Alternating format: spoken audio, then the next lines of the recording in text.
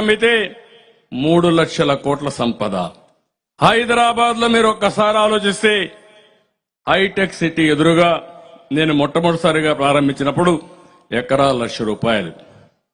అలాంటిది ఈరోజు 100 కోట్ల రూపాయలు అమ్మే పరిస్థితికి వచ్చింది. అంటే ఎన్ని రెట్లో మీరు ఒక్కసారి ఆలోచించుకోవాలి.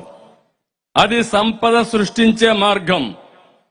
ఒకసారి ఇక్కడ బిల్డింగ్స్ వచ్చినా, ఆఫీసులు వచ్చినా, హాస్పిటల్స్ వచ్చినా మళ్లీ ప్రభుత్వ ఆదాయం పెరుగుతుంది.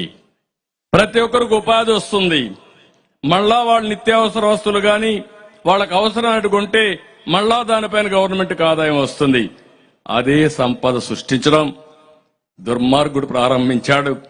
ప్రజా వేదికతో విధ్వంసానికి నాంది పలికి 5 సంవత్సరాల్లో కూల్చడం తెలుసు గాని నిర్మాణం తెలియని వ్యక్తి ఈ ముఖ్యమంత్రి అని చెప్పి కూడా నేను మీకు తెలియజేస్తున్నా.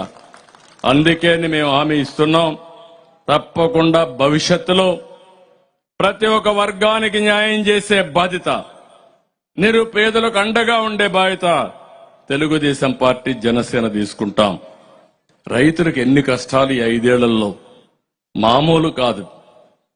పండిస్తే పంటకు గిట్టుబాటు ధర లేదు, కొనే నాదుడు లేదు, కరువు వస్తే పట్టించుకునే పరిస్థితి లేదు, తుఫాను వచ్చినా పట్టించుకునే పరిస్థితి లేదు. చాలా సమస్యలు ఫేస్ చేశారు. 466 మండలాలు కరువు వస్తే 106 మండలాలని చెప్పి కేంద్ర సహాయం కూడా తీసుకొని దుర్మార్గమైన ప్రభుత్వం ఈ ప్రభుత్వం అని చెప్పి కూడా నేను మీకు తెలియజేస్తున్నా. అంగన్వాడీ అయితే దగ్గర 32 రోజులుగా ధర్నా వాళ్ళు నిరసన చేస్తామంటే కనీసం వాళ్ళు పట్టించుకున్న పాపాన పోలేదు.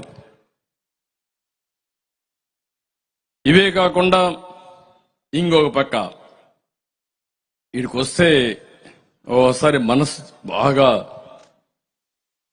ఆందోళన, ఆవేదన చెందే పరిస్థితి వస్తుంది. 5 ఏళ్లకు మునుపు కట్టిన బిల్డింగులన్నీ కడాన ఈ చట్టాలు ఏ విధంగా ఉంటాయంటే నేను దానికి మనం ఒక కథ చెప్పాను. భస్మాసురుడు శివుడిని వరవడగతాడు, పాపం బోళా శంకరుడు వరమిస్తాడు. ఇచ్చిన తర్వాత ఎవరి చేయి మీద, ఎవరి నెత్తిపైన చేయబెడితే వాళ్ళు బూడిదైపోవాలని వరం. మీరందరూ ఇక్కడ ఆంధ్రప్రదేశ్ లో ఉంటే 5 కోట్ల మంది కూడా శంకరుడు మారిగా, బోలా శంకరుడు మారిగా మీరందరూ కూడా వరం ఇచ్చేశారు, ఓటు ఇచ్చేశారు, ఓటు వేసేశారు. ఆ ఓటు వేసిన తర్వాత మీరు ఒక్కసారి ఆలోచిస్తే అందరి తల మీద చేయబెట్టాడు, అందరిని బూడి చేయడానికి. అప్పుడైతే ఆ భస్మాసురుడు శివుడైతే పారిపోయి దేవుడే పారిపోయాడు, మహావిష్ణు దగ్గర మొరబెట్టుకున్నాడు. నన్ను తప్పు అయిపోయింది, దుర్మార్గుడికి వరమిచ్చా కాబట్టి కాపాడని అంటే ఆయన మళ్లీ చూస్తే మీరు మహిషాసుర మోహిని అవతారం ఎత్తి డాన్స్ చేసి వీడిని మెప్పించి వాడి చెయ్యి వాడిని తినిపెట్టుకునే పరిస్థితి తీసుకొచ్చి బూడిద చేసే పరిస్థితికి వచ్చారు. అంటే భగవంతుడికే తప్పలేదు ఈ కష్టాలు. నేను అందుకే చెప్తున్నా, విష్ణుమూర్తి వచ్చి చేసే వరకు ఈశ్వరుడు కూడా దిక్కు లేకుండా పోయింది. ఇక్కడ ప్రజలు ఓటేసిన తర్వాత అందరి తల మీద చేయబెట్టాడు, పెడుతూనే ఉన్నాడు. ఇంకా బతికున్నాం, అక్కడ బూడిదైపోయారు కానీ ఇంకా జీవోత్సవాలుగా బ్రతికున్నాం. అందుకే నేను అడుగుతున్నా, మళ్ళా మీకు ఒకే అవకాశం, 87 రోజులు ప్రతి ఒక్కరుగా ఆలోచించుకుని కులాలకు అతీతంగా, మతాలకు అతీతంగా, ప్రాంతాలకు అతీతంగా అందరూ కలిసి ఒకే దారికి రావాలి. అది వైసీపీ విముక్త రాష్ట్రంగా తయారు చేసే పరిస్థితి మీరందరూ తీసుకోవాల్సిన అవసరం ఉంది. ఆ ఉద్యమానికే నేను గాని, జనసేన గారు గాని మీకు ఇవ్వరు. ఇంకా 87 రోజులు ఓపి పట్టాలా, కోర్టుకు పోవాలా? మిమ్మల్ని అభినందిస్తున్నా.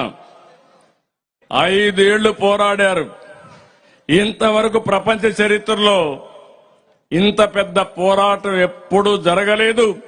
అంత పెద్ద పోరాటం చేసిన ఇక్కడ రైతాంగాన్ని, ప్రత్యేకంగా ఆడబిడ్డల్ని మనస్ఫూర్తిగా అభినందిస్తున్నా. మామూలుగా జరగలేదు. కడాన మిమ్మల్ని చూస్తే ఇక్కడ అడుగడుగునా మిమ్మల్ని హింస చేశారు. ఇక్కడే మా పోలీసులు ఉన్నారు.